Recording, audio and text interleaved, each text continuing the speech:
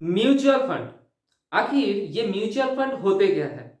अगर सवाल आपका भी है कि म्यूचुअल फंड होते क्या है और हमारे पैसे को किस तरह से हम दोगुना यानी मल्टीप्लाई कर सकते हैं, सो म्यूचुअल फंड रिलेटेड सारा सवाल जो आप इस शॉर्ट वीडियो में पा सकते हो। तो वीडियो को शुरू से एंड तक जरूर देखना और हो सके तो चैनल को जरूर सब्सक्राइब करना। वेल, अब सवाल ये नहीं है कि म्यूचुअल फंड होते क्या है। अब सवाल ये होना चाहिए कि म्यूचुअल फंड में हम इन्वेस्ट करके पैसे को कैसे दो गुना यानी मल्टीप्लाई कर सकते हैं। जब हमारा सवाल ये नहीं है कि जब हमारा सवाल ये है कि पैसे को बढ़ाना है यानी पैसे को मल्टीप्लाई करना है। तो देखिए, आज हर महीना कोई ना कोई तो कमाता है, वो छोटा अमाउंट हो या फिर बड़ा अमाउंट हो, पर हम सब चाहते हैं कि हमारा पैसे बढ़े यानी मल्टीप्लाई कर सके। तो मल्टीप्लाई करने के लिए हमारे पास ऑप्शंस क्या है? सबसे पहला ऑप्शंस जो हम सब ने करते हैं वो ये है कि हमारे पैसे को हम सेविंग अकाउंट में रखते हैं। हमारे सबके पास तो सेविंग अकाउंट होते हैं और हम क्या करते हैं, जब भी हमारे पैसे को बढ़ाना है यानी दो गुना मल्टीप्लाई करना है तो हम सब ने क्या करते हैं कि वो हमारे पास जो सेविंग अकाउंट है उसमें हम पैसे को डिपॉजिट कर देते हैं। और सेविंग अकाउंट में आपको इंटरेस्ट कितना मिलता है? सेविंग अकाउंट में हमारे को इंटरेस्ट मिलता है 4 to 6%। यानी आपने 1 लाख रुपए अगर निवेश कर दिया तो मान लो साल की एंड में आपको 4 या 6,000 रुपए देखने को मिल जाता है। डिपेंड्स ऑन योर बैंक कि आपको उस पैसे के ऊपर कितना इंटरेस्ट देता है। उसके बाद जो ऑप्शंस है वो है फिक्स डिपॉजिट यानी एफडी जिसे हम बोलते हैं। आप अगर फिक्स डिपॉजिट करते हैं तो आपको जो पैसा है वो पैसे को आप फिक्स्ड कर देते हैं। देखिए, सेविंग अकाउंट में तो पैसे लिक्विड रहता है यानी आप जब चाहे सेविंग अकाउंट से पैसे को विड्रॉल कर सकते हैं। लेकिन यहां पर क्या होता है, सेविंग अकाउंट में तो पैसे लिक्विड रहते हैं, लेकिन यहां पर क्या होता है कि यहां पर लिक्विड नहीं रहता है। यहां पर जो पैसे आपने एक बार निवेश कर दिया, मान लो कि आपने 1 साल के लिए यानी 2 साल के लिए आपने निवेश कर दिया, उसको आप विड्रॉल्स नहीं कर सकते। जितने की टाइम पीरियड है उससे पहले आप विड्रॉल्स नहीं कर सकते। लेकिन यहां पर जो इन्वेस्टमेंट होता है वो एकदम से सेफली इन्वेस्टमेंट होता है। और एफडी में जो इंटरेस्ट आपको देखने को मिल जाता है वो है 7 to 8%। मान लो आपने 1 लाख रुपए अगर पूरे साल को लिए इन्वेस्ट कर दिया तो आपको साल की एंड में 7 to 8,000 रुपए देखने को मिल जाता है। तो आप यहाँ पे और एक चीज समझना पड़ेगा और वो है कि सेविंग अकाउंट में हमारे को पैसे क्यों नहीं रखना चाहिए। तो क्यों नहीं रखना चाहिए? क्योंकि देखिए, महंगाई यानी इन्फ्लेशन हर साल बढ़ रही है। महंगाई हर साल लगभग 6 to 8% महंगाई बढ़ रही है हर साल। और सेविंग अकाउंट में आपको इंटरेस्ट कितना मिला? सेविंग अकाउंट में इंटरेस्ट आपको मिला 4 to 6%। मतलब आपने अगर एक साल में अगर आपने 1 लाख रुपए निवेश कर दिया तो आपको साल की एंड में आपको 4 to 6,000 रुपया देखने को मिलता है। लेकिन इन्फ्लेशन आपको कितना बढ़ा? महंगाई कितना बढ़ा? महंगाई आपको बढ़ा 8%। आपने क्या करा?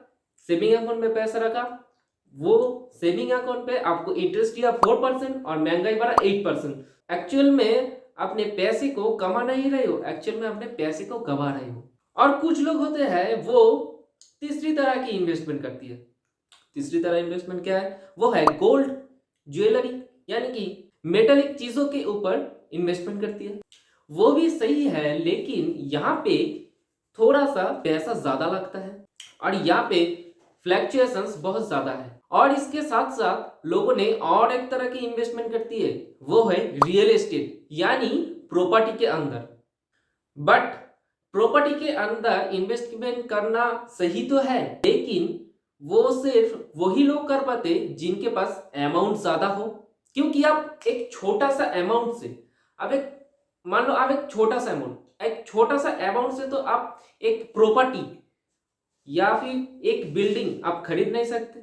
और इसके साथ साथ लोगों ने और एक तरह की इन्वेस्टमेंट करती है, वो है स्टॉक मार्केट के ऊपर इन्वेस्टमेंट।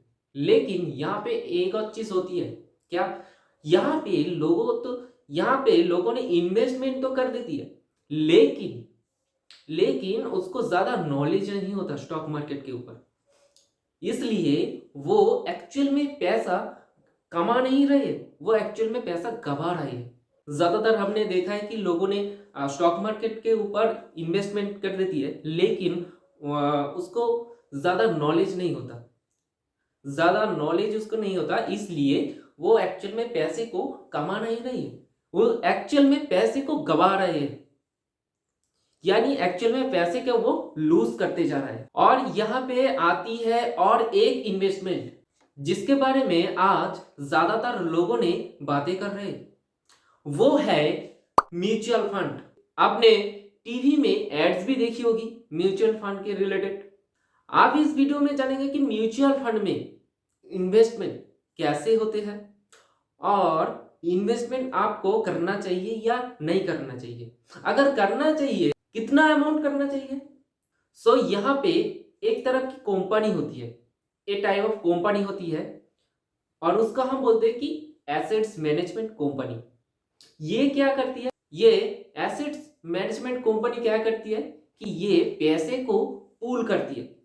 वो कहती है कि हम एक म्यूचुअल फंड शुरू करेंगे, हम पैसे को इकट्ठा करेंगे, यानी पैसे को पूल करेंगे। जो भी लोग पैसे को इन्वेस्टमेंट करना चाहती है वो हमें दे सकती है। वो हायरली प्रोफेशनल लोगों को अपॉइंट करती है, जो कि बहुत ज्यादा प्रोफेशनल फंड मैनेजर को हायर करती है। और फंड मैनेजमेंट के पास उतना ही नॉलेज होती है कि वो जो पैसे लिया है वो क्या करती है कि पैसे को मल्टीप्लाई करते हैं, और पैसे को मल्टीप्लाई करके पैसे को दो गुना, यानी पैसे को मल्टीप्लाई करते सिर्फ आपके लिए नहीं, कंपनी के लिए भी। आपने प्रॉफिट के हिसाब से वो एक छोटा सा अमाउंट वो पैसे के ऊपर लेती है। तो अगर उनका प्रॉफिट होगा तो आपका भी प्रॉफिट होगा, कंपनी के भी प्रॉफिट होगा। मैंने बोला था कि स्टॉक मार्केट में लोगों को ज्यादा नॉलेज नहीं होता है, इसलिए स्टॉक मार्केट में लोगों ने पैसे को लूज कर देते हैं। और यहाँ पे ज्यादा से ज्यादा प्रोफेशनल फंड मैनेजर होता है, वहां पे उन लोगों को पूरी नॉलेज होती है।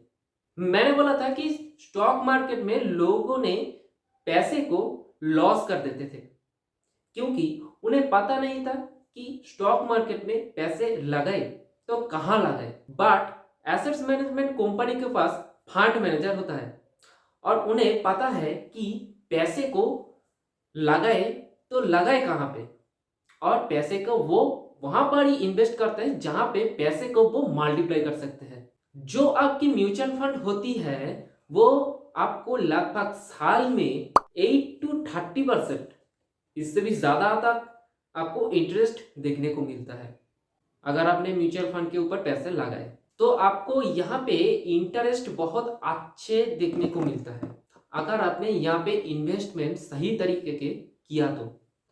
अब बात आती है कि यहाँ पे लोगों को म्यूचुअल फंड में कैसे इन्वेस्टमेंट करना होता है और आपको कितना पैसा इंटरेस्ट देखने को मिलता है।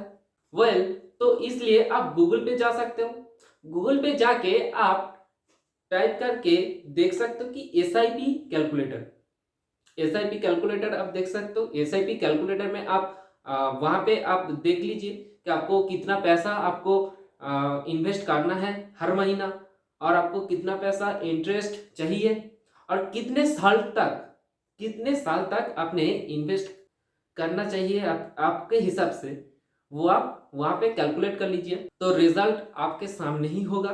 तो म्यूचुअल फंड के अंदर आप एसआईपी कर सकते हो। एसआईपी यानी सिस्टमेटिक इन्वेस्टमेंट प्लान, जो कि हर महीना एक पर्टिकुलर एक अमाउंट जो कि हर महीना तुम इन्वेस्टमेंट कर सकते हो। तो एसआईपी करो।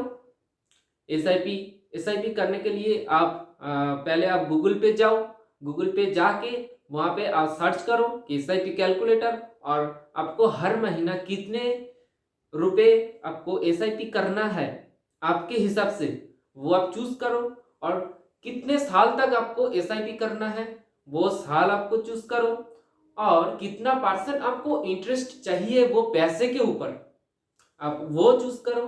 चूज करने के बाद आप नीचे ही देख लीजिए रिजल्ट, आपके सामने ही होगा आपका रिजल्ट।